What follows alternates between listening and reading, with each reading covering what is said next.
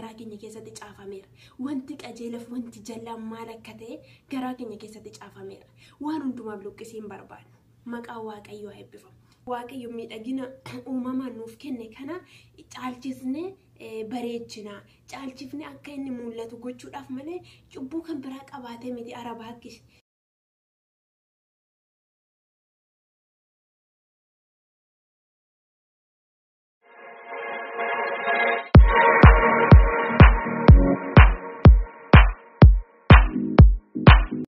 Tolee, kabajamuuf jaalatamu hordoftoota YouTube koo mara keessaniif nagaan faraarri gaarummaa Waaqayyoo isiniif haa baay'atu isiniin jecha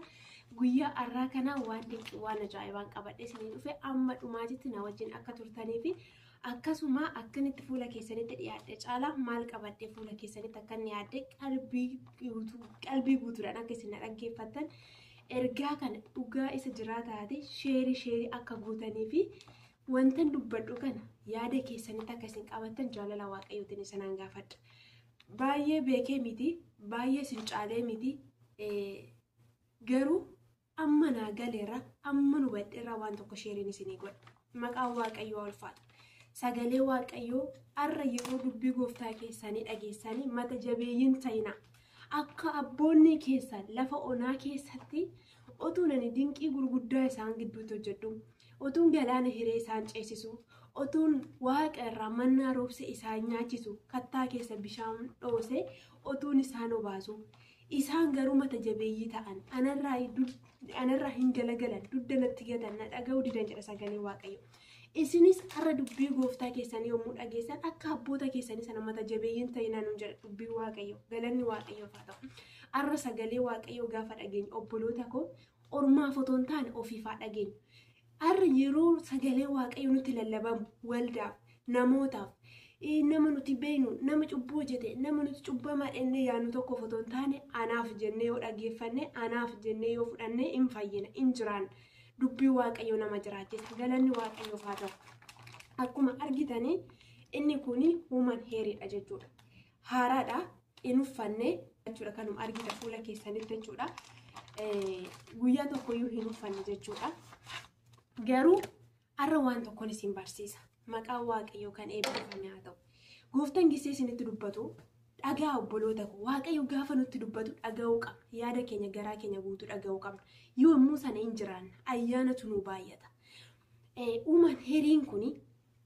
yeroo baay'ee lafa cidaatti waldaatti eessatti iyyuu obboloota koo nuti kiristaanonni waaqeffannaan keenya iddoon qabu. Lafa awwaalchattis, lafa gabaattis, lafa cidaattis, waldaattis jireenyi keenya guutummaan Kiristoos waaqeffachaa deemna. Iyyuu Kiristoosin dhayna keenyatti baannee waan deemnuuf madaa'uusaa dhiiguusaa san dhayna keenyatti baannee waan deemnuuf maal goona? Gisee hundumaa nuti Kiristoosin waaqeffanna. Maqaan Waaqayyoo eebbifamu. Kuni lafa cidaati, kuni lafa gabaati, kun lafa boo'ichaati lafti jedhame bakki inni nuti ulfina Waaqayyoof hin taane hojjennee bakki nuti ulfina Waaqayyoo eegnu waldaa qofa ta'uu hin qabu. Gabaa keessa lafa boo'ichaa lafa cidaa akka barbaannetti deemnee akka barbaannetti jiraanne waldaa keessatti yommuu dhufnu immoo akka ergamoota Waaqayyoo ta'uu hin qabnu. Waaqayyo lafa hundumaa jira. Waaqayyo waaqarra jira. Waan nuti goonu hundumaa nu arga, nu beeka. Kanaaf yoomiyyuu taane ulfina Waaqayyo ofirratti eeguu danda'uu qabna. Kanaaf maaliifan qabadhee gara keessan dhufe ilaala. Galanni Yesuusiif haa ta'u. Gaafa akkanatti godhannee deemnu tarii nurraa bareeduu danda'a. Miidhaguu dandeenya nutti fakkaachuu danda'a. Dhugaan isiniin jedha akkamitti akka fokkisu. Kana godhannee yommuu deemnu, kana uffannee yommuu deemnu, kana bitannee mataa keenyatti yommuu godhannu maal jechuu keenya? Waaqayyoon inni ati naaf kennite kun, rifeensi narra jiru kun, rifeensa ati naaf laatte kun hin bareedu. Gaamiti nan barbaachisu anaaf kan hin malleedha. Kanaafiyyuu kana godhachuun qaba inni maal goona murteessinee bitanna jechuudha. Argitanii? Inni kuni namarraa bu'a. Isa kana hin kaawwanna ofirraa fuunee lafa keenya. Argitanii miti? Galanni Waaqayyoof haa ta'u. Har'a homaa nuti fakkaachuu danda'a waan nuuf hin galleef. Waan cubbuun taane nutti fakkaachuu danda'a. Beenxeen baay'een keenya meerre kan caafame waan hundumaa caafame akka nutti himamu barbaada. Caafame akka nutti himamu miti kan caafame iyyuu hin fudhanne. Kan caafamettuu hin jiraanne. Akka caafametti iyyuu deddeebi'aan jiru. Garuu gaafa dogongora keenya nutti himanii, gaafa dogongora keenya nu beeksisanii tiksii barbaanne, luqqisii barbaanne, obboleettii koo fayyuu barbaadda? jiraachuu barbaadda ayyaana waaqayyoo barbaadda yoo ta'e wanti waaqayyo hafuurri qulqulluun keessa keetitti yommuu dhugaa ba'u waaqayyoon dhagaye hafuura qulqulluu dhagaye waan sirriif waan sirriin taane ejjuun cubbuu akka ta'e seerri otoo hin kennamin Yoosef hin beeka ture haati manaa mootichaa gaafa uffata isaa irratti qabdu ani waan akkanaa xuraa kana fuula waaqayyootiin hojjedhu jedhee uffata isaa gatee kan dheesse ejjuun cubbuu akka ta'e seerri hin kennamne yeroo sana seerri garaa keenya keessatti caafameera wanti qajeelaaf wanti jallaan maal akka ta'e garaa keenya keessatti caafameera waan hundumaaf luqqisii hin barbaannu maqaa waaqayyoo haa eebbifamu kanaafiyyuu huumaneeriif fuula waaqayyootitti cubbuu dhabu ulfina waaqayyoof kan hin taane waan waaqayyo nuuf kenne xiqqeessu waan waaqayyo nuuf kenne tuffachuu waan waaqayyo nuuf kenne salphisuudha kana qofaa miti baallee ija keenya qeessa keenya bitannee kan godhan waan meeqatu jira ilkaan keenya kan godhan waan meeqatu jira waan baay'eedha zabanni waan fide barri waan fide waan baay'eedha kan isin dhibu garuu oomtuu jechuudha guutummaa dhagna keenya keessa amman birrii otoo qabaanne beekan hayyuun qeessa kana tolchuu hin jiru qeessa quba keenya kana kan tolchuu danda'u tokkoyyuu hin jiru maqaan gooftaa ulfaatu sagalee waaqayyo seera uumamaa keessatti waaqayyoodha waan hundumaa inume waan uumes guyyaa ja'affaatti hin xumure guyyaa torbaffaa hin boqate waan uume kanas hundumtuu gaarii akka ta'e in argedha sagalee waaqayyo wanti uume wanti inni hojjete hundumaa sirriidha gaariidha maqaan waaqayyo keenya kan eebbifame haa ta'u kanaafi gaafa baallee ija keenya bitannee godhannu gaafa qeensa bitannee godhannu gaafa rifeensa bitannee godhannu innati naaf kennite kun gahaa miti hin bareedu narraa hin deemu jenneetu maal goona bitachuudhaaf kaanes bitanneerras uffannee jirras kanaafiyyuu dogongoruun jira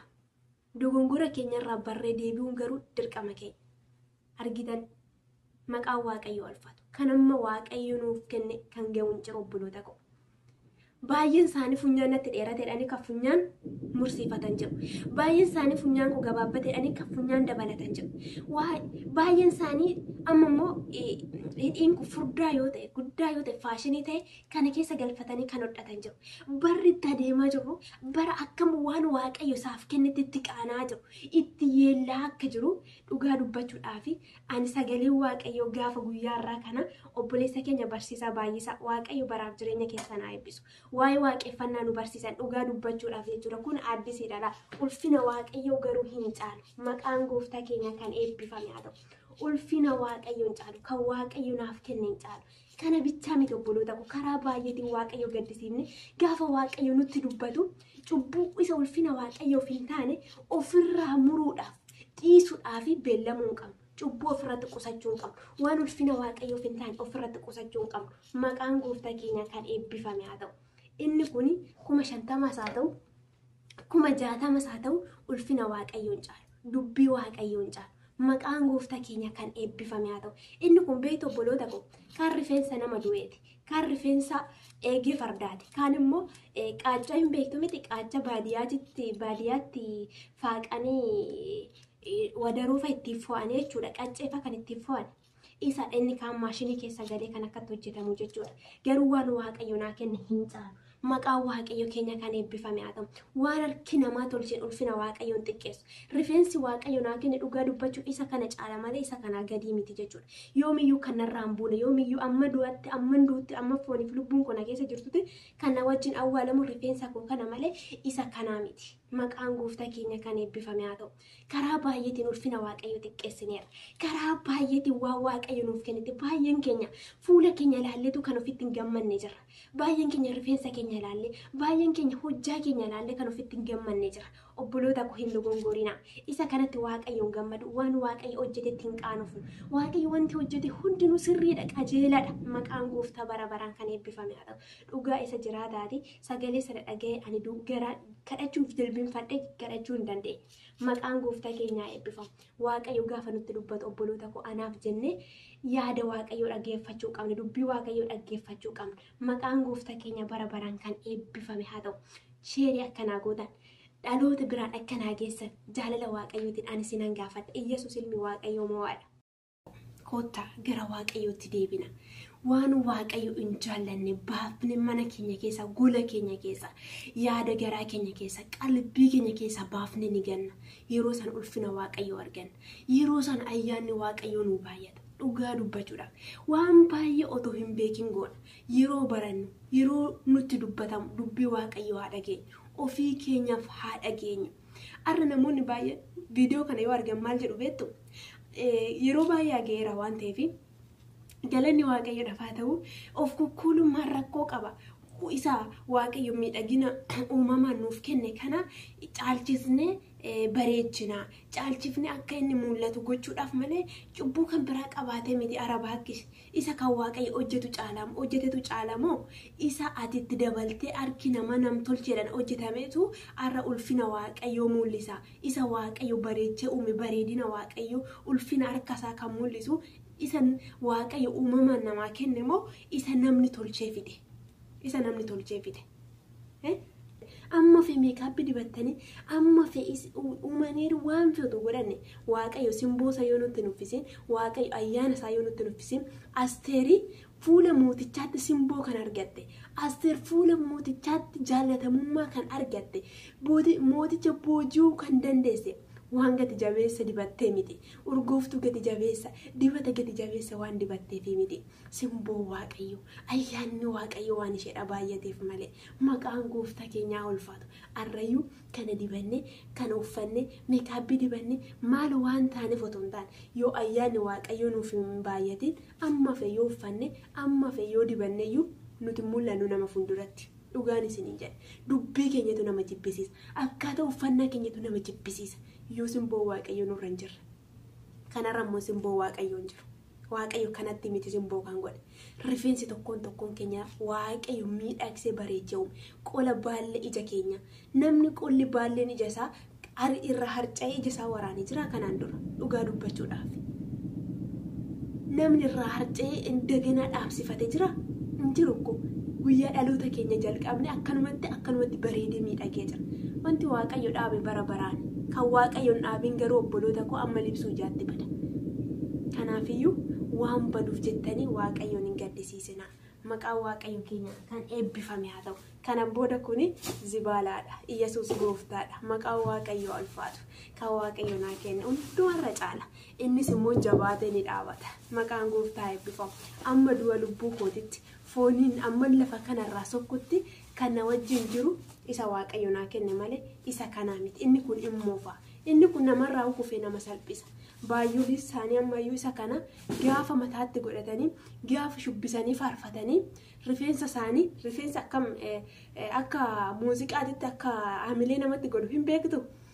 hin beektan jedhee yaada kanaafiyyuu baay'een keenya rifeensa keenya wajjin shubbisna malee hafuura qulqulluu wajjin shubbisu baay'een keenya rifeensa keenya kiiboordii wajjin fa'utaalla malee hafuurri qulqulluun nu guute jaalalli waaqayyoon nu booji'ee dhugaan dubbii waaqayyoon nu galee waaqeffannaa dhugaadhaan gammachuudhaan yaada garaa keenya guutuudhaan waaqayyoon kan waaqessinu meeqa keenya akka ta'e nama otoo hin taane waaqayyo nu arga inni nuti isaaf waaqeffannaa isaaf faarfannaa isaaf saganna jedhu akkamitti akka isaa sagannu akkamitti akka isa waaqeffannu inni nu beeka macaafa qulqulluu keenya keessatti namoota lamatu waaqayyoon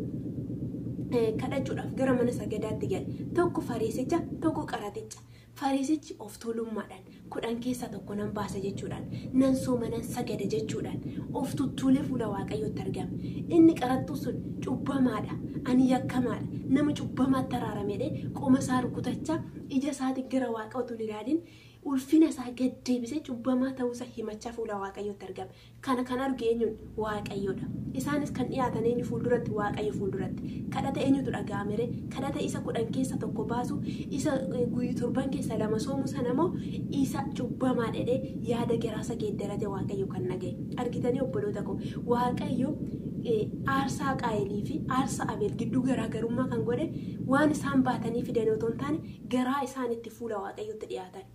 waaqayyo xiqqaa fidde guddaa fidde otoo hin taane akkamitti akka isaa finne yaada garaa keenyatti ilaala maqaan waaqayyo eebbifamu isa dhokate in arga waaqayyo kanaaf of hin goyyoomsinu kotta waaqeffannaa dhugaa waaqayyo waaqeffannaa waaqayyoof jiraanna waaqayyoon dhugaadha fuula isaatti argamna fuula namaatti otoo hin taane waldaa dhaquun keenya faarfachuun keenya waldaa irratti baanee tajaajiluun keenya miidiyaa qabnuunis obboloota of mul'isuuf otoo hin taane Kiristoos yoo mul'isne yeroo sana hin jiraanna miidiyaan kunis hin bada namni irra nu beeku boru nu irraanfata inni irra nu arge boru nu dagachuu danda'a boru nu wallaaluu danda'a arra nutti kolfee laayikii koomentii nu godhee darbuu danda'a gooftaan garuu hundumti keenya waan goone sababa goonee wajjini guyyaa borii fuula isaatti himuuf waan jirruufi yeroo sana akka hin qaanofne akka hin salphanne deebii akka hin dhabnee fi arra waan goonu hunduma ilaallachuun nuuf hin ta'a waan ulfina waaqayyoof ta'u yeroo hunduma yaadne qopheessuu qabna malee waan yaada namaatti tolu